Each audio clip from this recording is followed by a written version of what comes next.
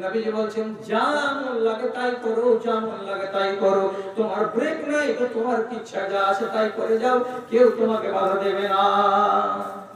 আর দ্বিধা যদি থাকে, দ্বিধা আরবি হলো হায়া, যদি হায়া থাকে তাহলে তোমাকে বাঁচাবে। কি বলে বাঁচাবে? এখানে যে তুমি মাঠে একটা যুবতী মেয়ে ছেলের সাথে গল্প করছো, লোক যদি দেখে তো কি বলবে? হ্যাঁ গো ঠিকই তো, পারলে না, চলো ভাগো এখান থেকে, না কাজে যাবো না। এটা কে আটকালো? হায়া। আর বাংলাতে কি বলে? দ্বিধা। যার দ্বিধা নেই যা ইচ্ছা তাই করে। এখন একটা মেয়ে ছেলে আপনাকে ওয়াজ শোনালেন, আপনি সারা রাত সকালবেলা আপনার মোবাইলটা কোনো একবার চেক করে দেখেন তো 25টা বেটা ছেলের নাম্বার আর মোবাইলে সেভ করা আছে। হঠাৎ করে একটা টিপে যদি বলেন এই মফিজুদ্দিনটাকে তোমার, ওই যে সেকেন্ড ইয়ারে পড়ে, ফার্স্ট ইয়ারে পড়ে, ও সেকেন্ড ইয়ারে পড়ে আর তুমি ফার্স্ট ইয়ারে পড়ো, ওর সাথে তোমার 7টা কিসে যে মোবাইলে কেন প্রত্যেকদিন টেনে দেখা হয়। আমার সাথে দেখা হয় না, আমি যে মুরগি প্রত্যেকদিন এখানে যাচ্ছি আর আসছি, যার সাথে যাচ্ছে যার সাথে আসছি, তো আমার এক পাঞ্জা যে দাড়িওয়ালা আছে তা আমার সাথে দেখা হয় না, তো কই আমার মোবাইল নাম্বার তো কেউ না। তাহলে প্রশ্ন হবে না এই কথাটা যে একটা আজনাবী ছেলের মোবাইল নাম্বার তোমার মোবাইলের ভেতরে কেন থাকবে? সেই একটা হয় একটা, দুইটা হয় দুইটা, 20টা 25টা নাম্বার নিয়ে। আর যত মেয়ে ছেলেকে দেখছি স্কুলে পড়া স্কুলে পড়া স্কুলে পড়া, ওই বড় মোবাইল নিয়ে এই এরকম করে খালি টানতে আছে টানতে আছে। তুমি কাস্টমার অফিসে চাকরি করো, সারাক্ষণ তোমাকে এমনি করে খালি টানতে হচ্ছে। কি টানছে এগুলো করে? হ্যাঁ, আমি তো নিজে খারাপ করলাম আমার মেয়েটাকে, ওকে মোবাইল দেন, আমি বলছি 100 বার বলছি দেন, একটা মোবাইল দেন, 500 টাকা দামের নোকিয়া গেলে একটা কিনে দেন না। কে মানা করছে আপনাকে? বিপদে পড়লে বললো বাবু আমি স্টেশন থেকে কিছু পাই না, বাড়ি আসবো কেমন করে, আপনি আগে নিয়ে আসবেন ওকে। তাছাড়া বেশি সুযোগ দিতে গেলে নেটে কি নাই হারামি কাজ? আপনারা বলুন তো একজন লোক যে নেটের ভিতরে হারামি কাজ কোনটা নাই, এটা আপনি আমাকে বলুন তো। খালি এমনি করে খালি একটা টিপতে যা দেরি, যে কোনো হারাম দৃশ্য আপনি নেটের ভেতরে দেখতে পাবেন, ইউটিউবের ভেতরে দেখতে পাবেন। আর আমি যদি আমার মেয়েকে, আমার বেটিকে, আমার বোনকে যদি এই জিনিসটা আমি করে দিই, ও কি করে নিজের ইমানটাকে বাঁচিয়ে রাখতে পারবে? রাখে না ইমান বাঁচিয়ে? মারে খালারে দেখ, বেশি কথা শুনিস না, বেশি কথা শুনে মগজটা খারাপ করিস না, একটা কথা খালি মাথাতে রাখ। কি রাখ? এমন একটা পাপ আছে দুনিয়াতে যেগুলো পাপ সারা জীবন চলতে থাকবে আর মিটার উঠতে থাকবে পাপের।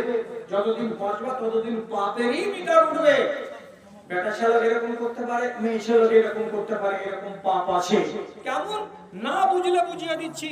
একটা মানুষ যদি দাড়ি ছিলে দেয়, একটা মানুষ যদি দাড়ি ছিলে দেয়, তো ওই দাড়িটা যতক্ষণ পর্যন্ত বড় না হবে ততক্ষণ পর্যন্ত দাড়ি চাঁছার পাপের মিটার ঘুরতে থাকবে।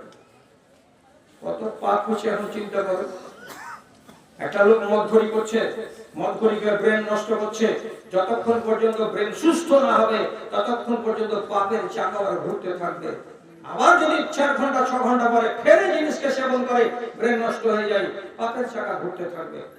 তেমনি একটা মহিলা, তুমি পাওয়ার কে দিয়েছে তোমাকে যে তুমি তোমার আব্বাকে না বলে তুমি বিয়ে করে নিবা, আর বিয়ে করে নিয়ে একটা ছেলের সাথে সংসার পাতবা।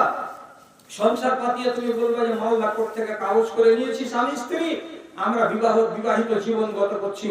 আল্লাহর কসম খেয়ে বলছি, আল্লাহর কসম খেয়ে বলছি, মালদা কোর্ট আর চাঁচল কোর্ট আর কলকাতার হাইকোর্ট আর ভারতবর্ষের সুপ্রিম কোর্ট তোমাকে যদি 10খানা কাগজ লিখে দেয় তোমার বিবাহটা হালাল নয়, তোমার হারামের মিটার ঘুরতে আছে।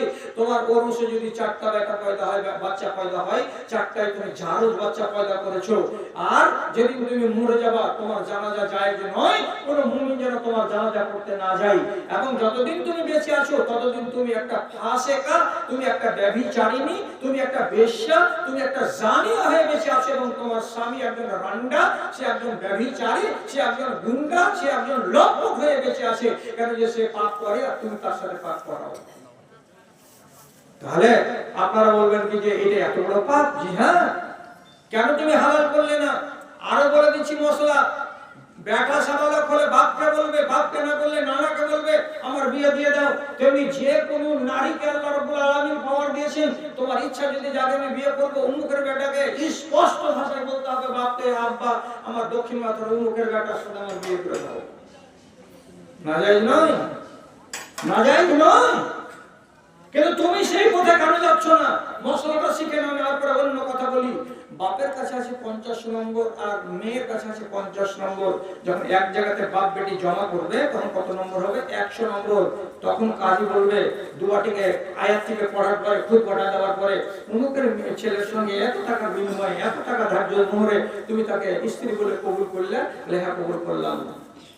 যদি বাপ 100 নম্বরের মধ্যে 50 নম্বরটা যদি বেটিকে না দেয় আর বেটি বলে যে আমি বিয়ে করে নিলাম, হবে না বিয়ে।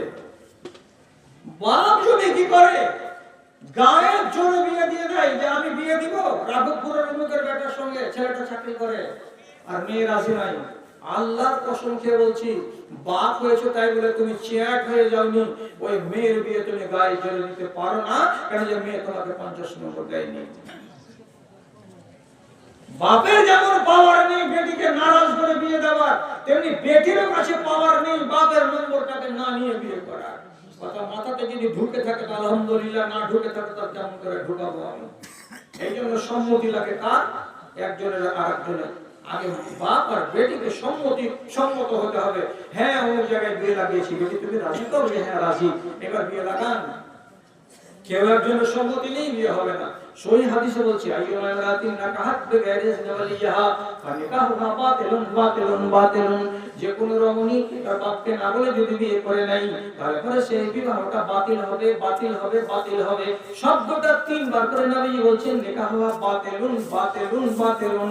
আর বিবাহটা বাতিল বাতিল বাতিল, এটা বিবাহ নয়। যেখানে বিবাহ হয়নি যেখানে বিবাহ হয়নি সেখানে একটা স্ত্রীর কাছে একটা মেয়ে ছেলের কাছে একটা বেটা ছেলে যে রাত কাটাচ্ছে, এটা নেকের কাজ না পাপের কাজ? আপনি বলুন এবার। ওই জায়গা থেকে একটা ছেলে উৎপন্ন হয়ে